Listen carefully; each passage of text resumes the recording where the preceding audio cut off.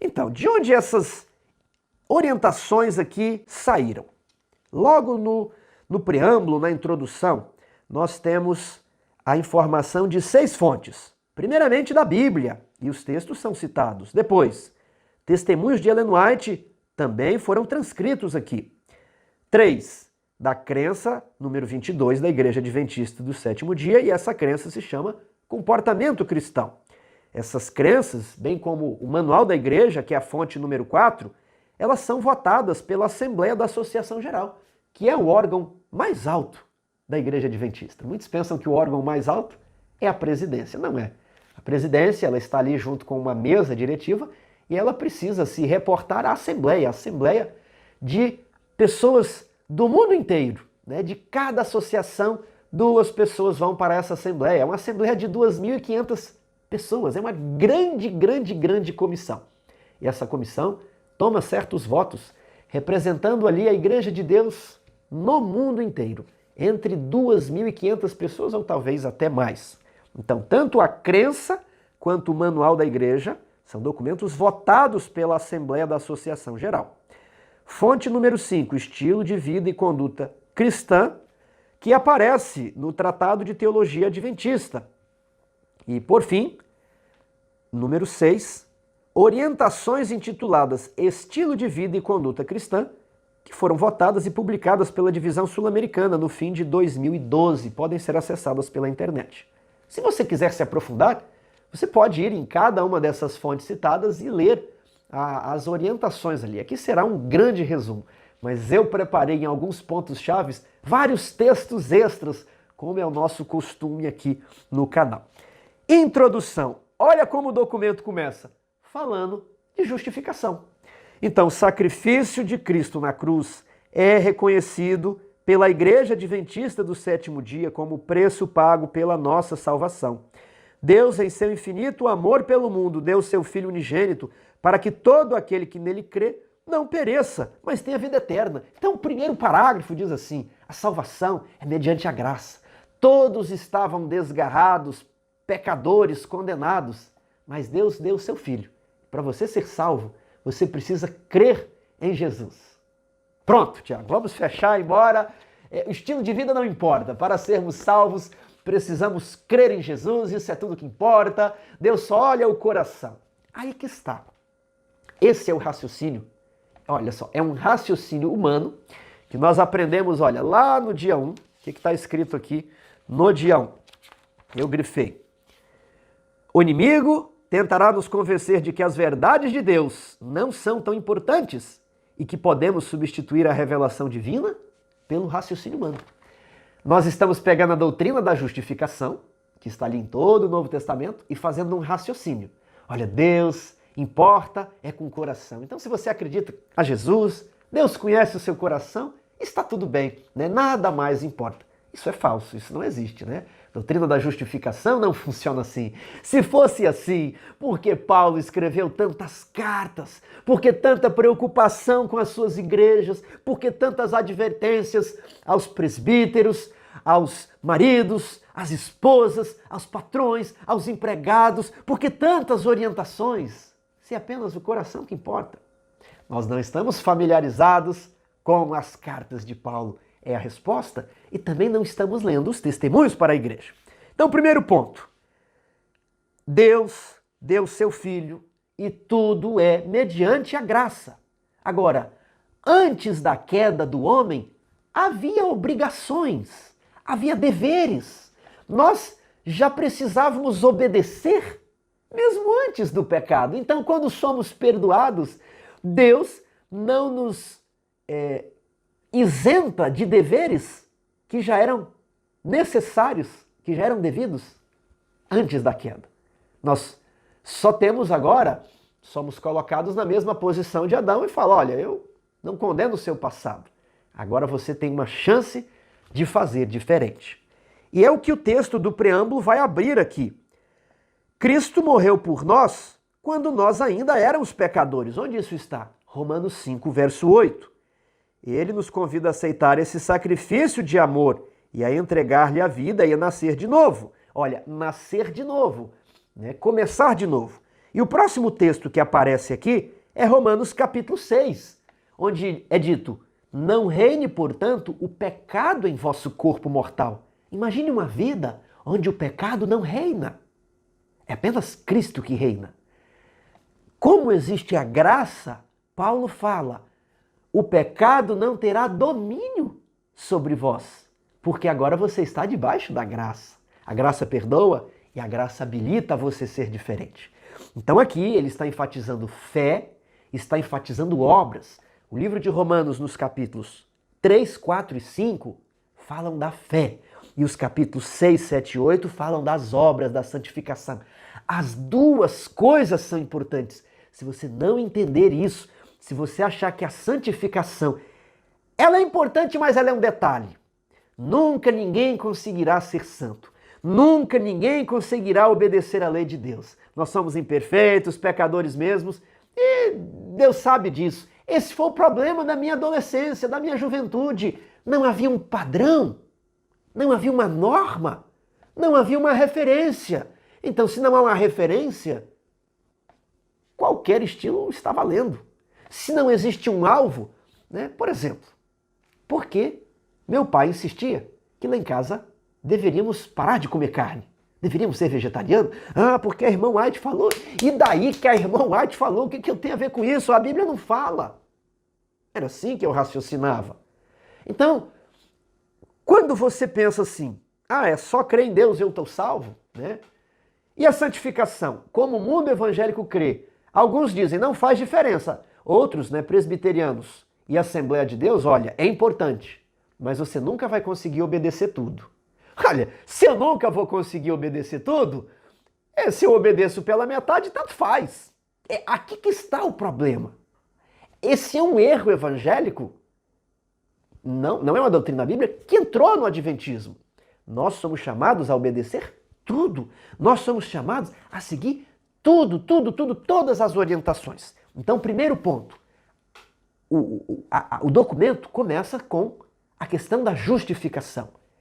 Aqui está a perseverança dos santos, os que guardam os mandamentos de Deus, todas as orientações de Deus.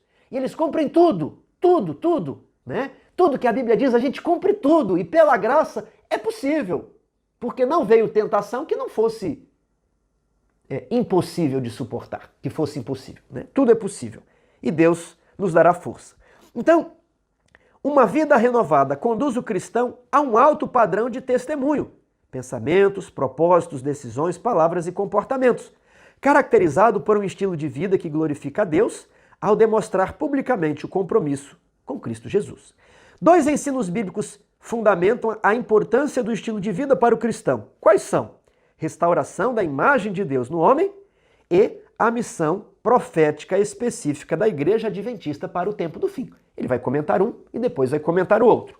Então, primeiro ponto, se o homem foi criado à imagem de Deus, Deus quer restaurar essa imagem no ser humano. Ainda que o corpo, a nossa natureza caída, seja restaurada apenas na glorificação, apenas por ocasião da volta de Jesus, Deus quer restaurar o caráter dele em nós.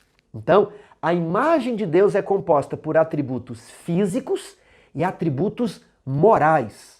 Os atributos físicos, eles devem ser preservados ao máximo por meio do estilo de vida da saúde. Mas nós só seremos restaurados ao vigor de Adão quando Jesus voltar. E depois quando comermos do fruto da árvore da vida, ok? Esses 2 pontos são importantes. Agora, a restauração dos atributos morais, que é o caráter de Deus, é para ser restaurado hoje.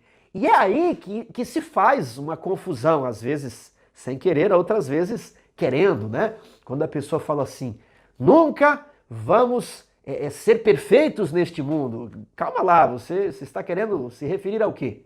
A natureza física? Isso é verdade, nunca seremos perfeitos. Só na glorificação. Mas você não pode falar isso em relação ao caráter, aos atributos morais, porque esses atributos morais Deus quer restaurar em você hoje. Ele quer que você tenha o caráter de Cristo. Se você não está entendendo, eu vou ser bem prático. Qual é o ponto do seu caráter que pode continuar imperfeito até a volta de Jesus? Trocando em miúdos, qual é o pecado que você vai praticar até a volta de Jesus? Né? Pode me falar aí. Né? Qual pecado eu posso praticar? Os grandões, todo mundo sabe. Não, os grandões não. Mas algumas pessoas defendem que os pecadinhos a gente pode praticar até a volta de Jesus. Mas ninguém nunca fala qual, né? Sempre fica na teoria. Então, vamos pegar os pecadinhos, né? Impaciência, amargura, reclamação, né? Incredulidade é um pecadinho ali. Cobiça, né? Sensualidade. Parece que não é pecadinho no final das contas, não é mesmo? Parece que são pecadões. Então, no final das contas, a gente não tem nenhum exemplo para falar, olha, esses pecados podem praticar. Irmãos, os atributos físicos da imagem de Deus serão restaurados na glorificação. Mas os atributos morais precisam ser restaurados hoje. Você, quando fala assim, tem que estar preparado para a volta de Jesus antes da porta da graça se fechar, são os atributos morais, tudo bem? Agora, continua aqui. Nesse processo de restauração, Deus chama seus filhos a uma vida de crescimento na graça. Sejam santos, porque eu sou santo. Sejam perfeitos, como é perfeito o Pai de vocês que está nos céus. E aqui a revista chama atenção para os extremos. Qual que é o primeiro extremo? É querer ficar falando de lei, de lei, de lei, de lei. Nunca apresenta Cristo. Sempre é aquele sentimento, aquela aparência carrancuda. Está sempre condenando. Parece que nunca dá um abraço. Né? O adolescente fez besteira e você, olha, vai para a comissão da igreja. Vou te levar para a comissão da igreja. Peraí, você quer levar para a comissão da igreja ou você quer salvar? Você está entendendo? Então, não devemos ser frios, querendo cumprir aquilo com as forças, ou querendo cumprir para, assim, nos mostrar. Na igreja é um santo, né? Em casa bate na mulher. Então, esse é um extremo, tudo bem? Extremo legalista. Agora, o outro extremo de ler essas passagens é o extremo liberal. Porque, fala aqui, sejam santos, como eu sou santo. Sejam perfeitos, como eu sou perfeito. Isso precisa significar alguma coisa. Quando isso aqui passa a significar assim, se está na Bíblia ou não está, não faz diferença nenhuma. Esse texto é uma letra morta. Então, quando eu falo, não, isso aqui é só ser misericordioso. Será que é para ser perfeito só na misericórdia, né? E na paciência, será que não é para ser perfeito? E na murmuração, quando a gente fica reclamando, será que não é para ser perfeito na murmuração, né? Ou para não murmurar? Né? Cobiçar a mulher do próximo, será que aí não é para ser perfeito também? Ou é para ser perfeito só na misericórdia? Quando eu reduzo esse comando aqui a ser perfeito só na misericórdia, eu estou falando assim, olha, viva de qualquer jeito como um mundano, isso aqui não tem diferença. Então, eu não devo reduzir nem aplicar isso aqui de maneira fria legalista, mas isso deve ser um norte para a minha vida, isso quer dizer alguma coisa. Agora, você já percebeu o seguinte? Em todo o Novo Testamento só existe assim, sede santos, sede perfeitos, sede irrepreensíveis, isentos de culpa, né? Resplandecer como luzeiros no mundo, é que deve haver uma marcante diferença do povo de Deus para com aqueles que não creem no povo de Deus. Isso não pode ser letra morta.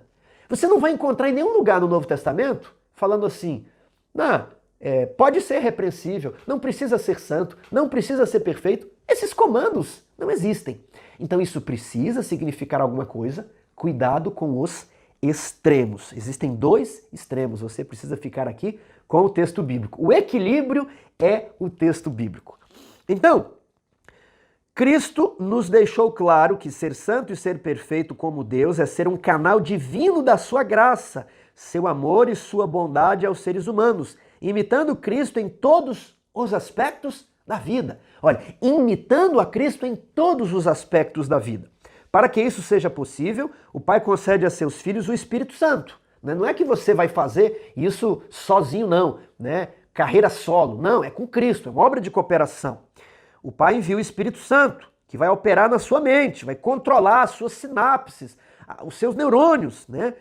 Ele vai controlar seu corpo, as suas emoções, desenvolvendo atributos internos e desenvolvendo atributos externos. As duas coisas são importantes, fazem parte da restauração da imagem de Deus. Quais são os atributos internos? Amor, bondade, compaixão, justiça, verdade, pureza, honestidade, responsabilidade, altruísmo, né? São vários. E os externos? A gente pensou que era só os internos, né? Estamos acostumados a pensar, a pregar, a ouvir nas músicas, letras de músicas e nos sermões, que Deus só muda o coração.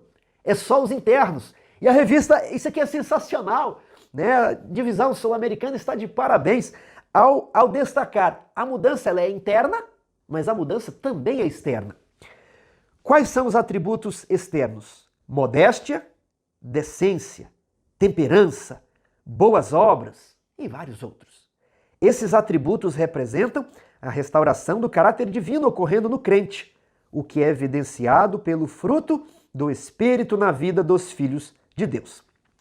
Olha essa quantidade de passagens. Aqui no dia 2, quando eu falei sobre santificação, eu coloquei uma bateria de textos falando sobre vida santa. Essa é a tônica do Novo Testamento. Mas nós lemos pouco o Novo Testamento, não é mesmo? Então, o Novo Testamento, ele é um chamado à vida santa. Vamos dar uma olhada nisso daqui rapidamente? Romanos capítulo 12, a gente sabe decor. Não vos conformeis com este século, mas transformai-vos pela renovação do vosso pensamento. Não é isso que lemos? Não vos conformais com este século, mas o seu corpo deve ser um sacrifício santo e agradável a Deus, interno e externo. Depois Gálatas 5, 16. Andai no Espírito e jamais satisfareis as concupiscências da carne. Quais são as concupiscências da carne? Eu quero ler a lista. Olha lá. As obras da carne, Gálatas 5,19, são prostituição, impureza, lascívia, idolatria, feitiçarias, inimizades, porfias, ciúmes, iras, discórdias, dissensões, facções, invejas, bebedices, glutonarias e coisas semelhantes a estas, a respeito das quais eu vos declaro. Como outrora vos preveni, não herdarão o reino de Deus os que tais coisas praticam. Não vai para o céu. Será isso que você queria saber? Tiago, o que eu faço que vai me tirar do céu? As obras da carne. Aqui tem uma lista. Não tente reduzir a lista, não. Isso aqui são os princípios. Tudo que entra aqui é uma obra da carne. E quem pratica as obras da carne não vai para o céu. Puxa, Tiago, mas eu vivo na carne. E aí, o que eu faço? Deixa o Espírito Santo habitar em você. Para quê? Para você produzir o fruto do Espírito. Olha lá.